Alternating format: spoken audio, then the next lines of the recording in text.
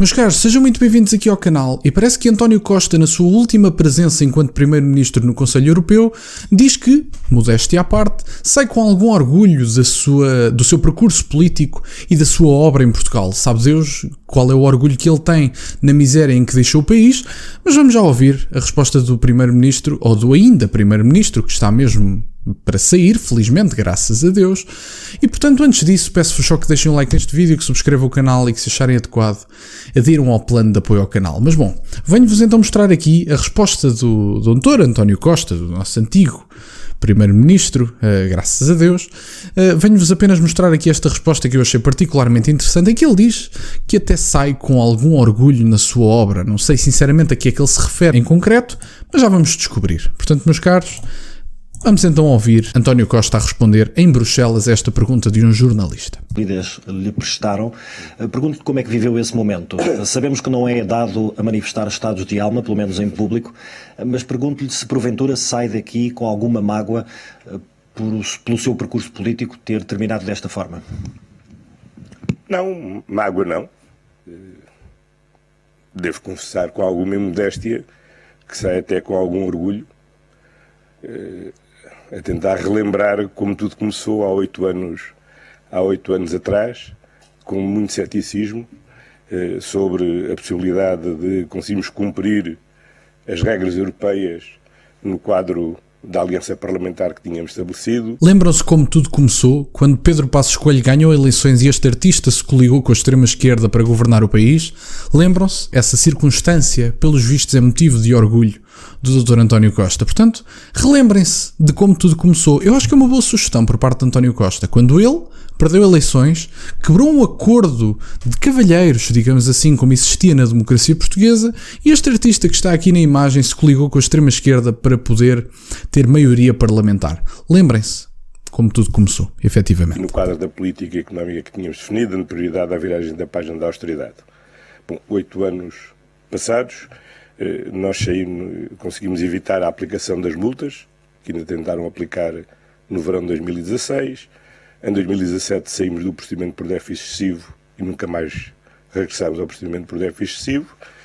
E acabamos o ano de 2023, de novo, com um saldo orçamental positivo, já tendo absorvido o choque brutal da pandemia. Que satisfação, não é? Viraram a página. É interessante o António Costa lembrar a pandemia.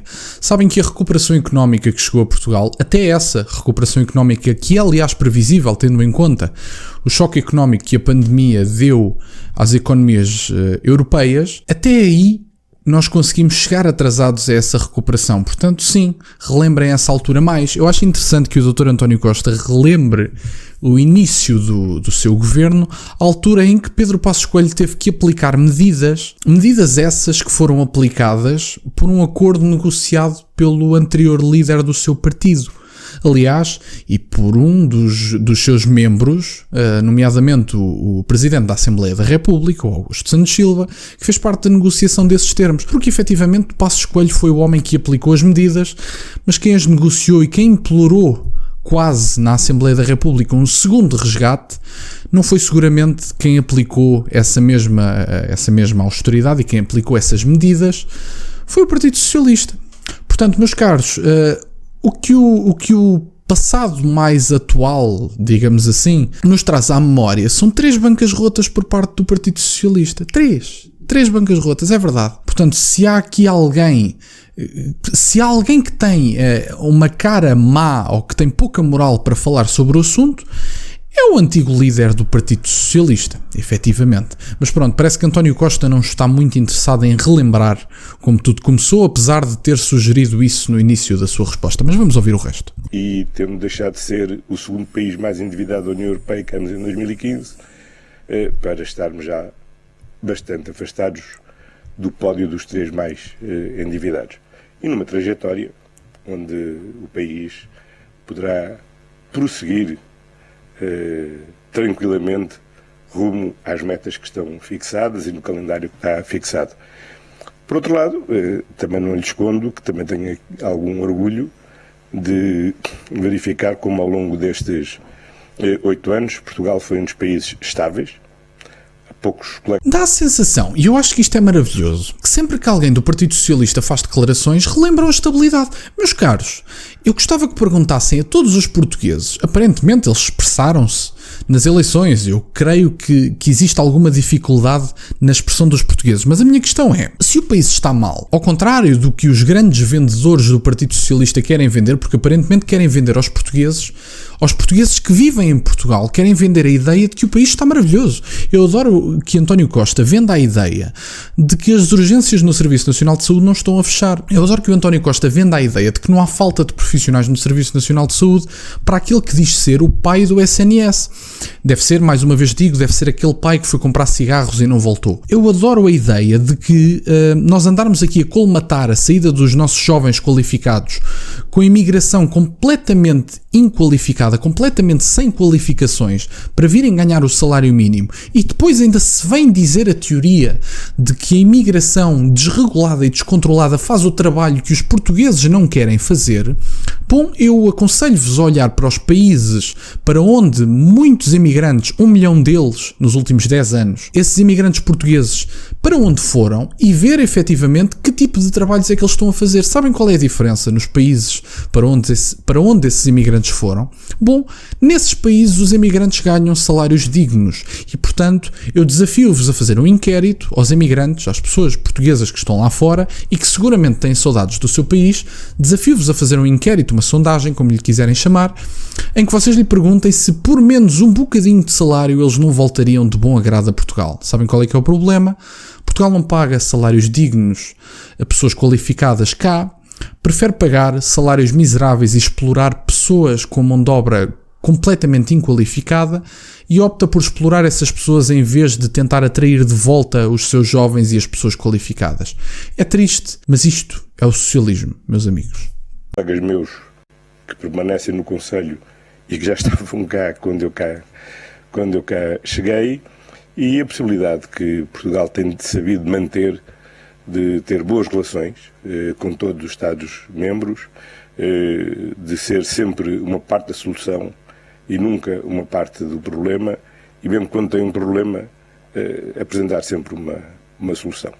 Sim, claro, os problemas em Portugal geralmente são falta de dinheiro, porque o que este artista se esquece de vos dizer é que o país gerido por ele produz pouca ou nenhuma riqueza. Portanto, do ponto de vista absoluto, a dívida também não diminuiu. Portanto, mas isto são tudo questões económicas que atualmente têm pouco interesse. A verdade é que já passou e felizmente não teremos o Partido Socialista a governar. A questão é, o nosso poder de compra diminuiu drasticamente no governo deste artista, mas é uma coisa que ele nunca vos vai dizer, porque ao mesmo tempo que ele diz que vos aumentou os salários e que vos aumentou as pensões, ele nunca vos vai dizer que o dinheiro que ele vos deu vale menos, objetivamente.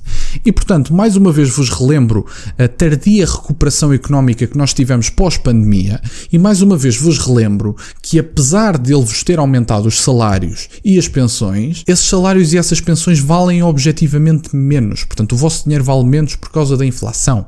E, portanto, o nosso poder de compra desceu drasticamente, além de que a segurança no nosso país, ao contrário, mais uma vez, do que este artista vos diz, também diminuiu. Basta verem os rankings. Nós passámos de 3º para 7º país mais seguro. E, portanto, efetivamente foi uma coisa que se passou e parece que é uma coisa pouco explorada, porque obviamente não dá jeito à propaganda socialista espalhar este tipo de informações. E efetivamente foi isto, meus caros. António Costa aparentemente sai do Parlamento Europeu, sai do Conselho Europeu, digo, com orgulho na sua obra, sabe Deus em quê, mas efetivamente António Costa sai de lá com orgulho, com a cabeça erguida e com a ideia de que fez uma grande coisa e de que foi um grande primeiro-ministro. Aliás, os socialistas europeus dão a entender que António Costa foi um primeiro-ministro incrível e digno até de uma homenagem. Ao contrário daquilo que se passa verdadeiramente em Portugal, os portugueses percebem que António Costa foi um líder miserável, que foi uma cobra autêntica e que, aliás, tendo em conta que é um governante tão mau, que dá vontade de observar é que os portugueses são algo masoquistas, porque efetivamente terem 8 anos este primeiro-ministro, que a única garantia que soube dar e mal foi estabilidade. Bom, eu relembro-vos as 14 demissões da última legislatura. Eu não sei como é que um governo que se propõe a dar estabilidade política, económica, etc., efetivamente estabilidade deram. Continuamos sem crescer tranquilamente há uma década. A questão da dívida não diminuiu do ponto de vista absoluto. Continuamos sem profissionais de saúde, continuamos a receber mão de obra com baixa qualificação e continuamos a exportar as pessoas mais qualificadas deste país. Portanto, sim, efetivamente houve estabilidade na miséria. António Costa conseguiu manter o estado miserável em que o país já estava e, portanto, ainda que tenhamos saído do governo de Pedro Passos Coelho com alguns problemas resolvidos, António Costa fez questão de abrir uma ferida que já estava fechada. Mas o que é que será mais sustentável do ponto de vista do socialismo do que receber fundos europeus quando não conseguimos criar riqueza? Deixo-vos essa questão no fim do vídeo. Mas enfim, meus caros, isto era o que eu tinha para partilhar. Tem aqui o vosso antigo primeiro-ministro a dizer que está algo orgulhoso do que fez, como modéstia à parte, atenção, porque ele deve ter feito uma grande coisa. E portanto é isto. Peço-vos que deixem um like neste vídeo. Se ainda não deixaram, têm as minhas redes sociais todas na descrição. E nunca se esqueçam, meus caros, questionem tudo. Até à próxima.